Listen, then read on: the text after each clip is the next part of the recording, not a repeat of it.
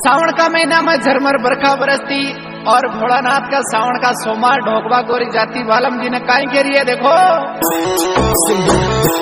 DJ Avinash Yogi.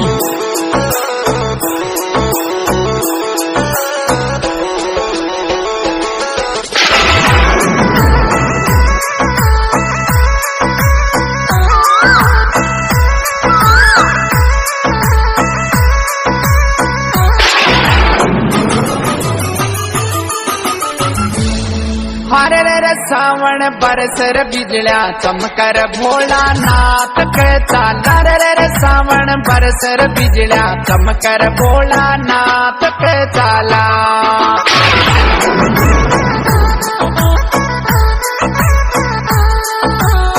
नाथ के चाला भोलानाथ के चाला सावन बरसर बिजलिया अरे रे सावन बरसर बिजलिया चमकर भोलानाथ के चाला।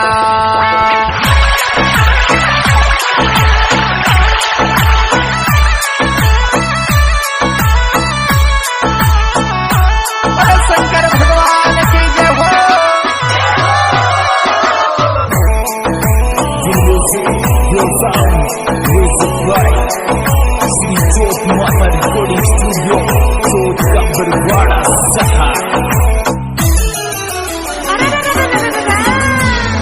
हरे रे भोलानाथ किया चली यात्रा डीजे सुनो रे भोलानाथ किया चली यात्रा डीजे सुजोरा।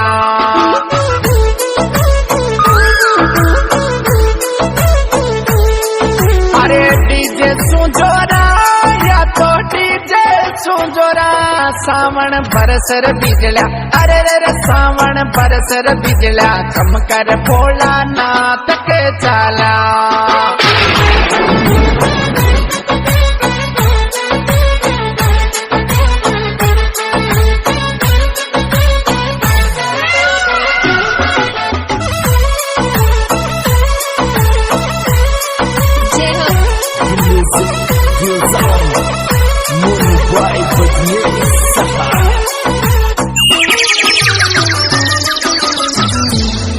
हरे रे रपटन बरखा में हो रीचे धीरे धीरे नाच डीजे पर रे रपटन बरखा में हो रीचे धीरे धीरे नाच डीजे पे।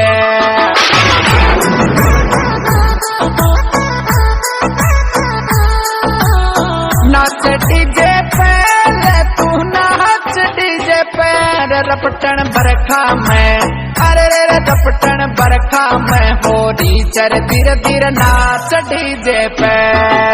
हाय दैया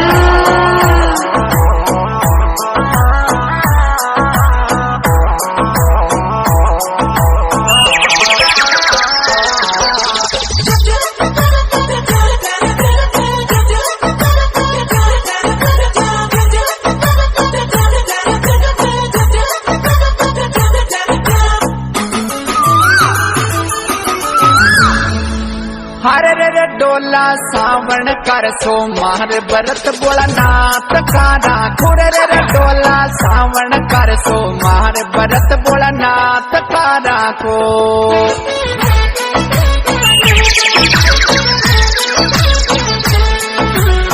नाथ कारा को बरत बोला नाथ कारा को सावन सावन में अरे रे सावन सावन में बरतार बरत बोला नाथ कारा को।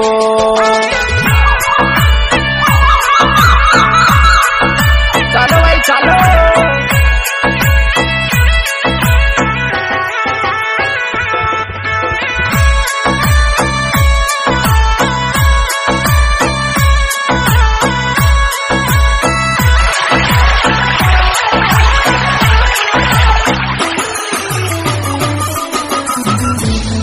हरे रे डीजे यात्रा में